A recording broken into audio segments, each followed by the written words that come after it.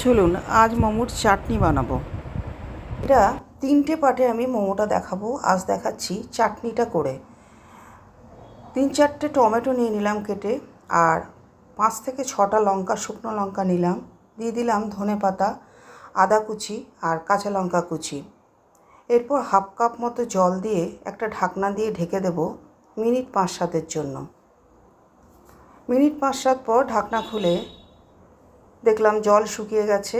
একটু ঠান্ডা হলে টমেটোর গা থেকে খোসাগুলো ছাড়িয়ে নিলাম।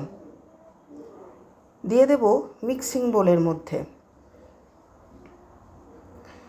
দিয়ে ভালো করে এটা পিষে নেব। এরপর প্যানের মধ্যে 2 থেকে 3 চামচ মতো সাদা তেল দিয়ে দিলাম, 1/2 চামচ হিং ফোড়নটা হয়ে এলে বেটে রাখা টমেটো দিয়ে দিলাম। ফুটে উঠলে দিয়ে দেব টমেটো কেচাপ, অল্প একটু স্বাদ মতো নুন, ধনেপাতা আর অল্প একটু চিনি, এটাও স্বাদের জন্য। সবশেষে দিয়ে দেব 1.5 চামচ মতো ভিনিগার।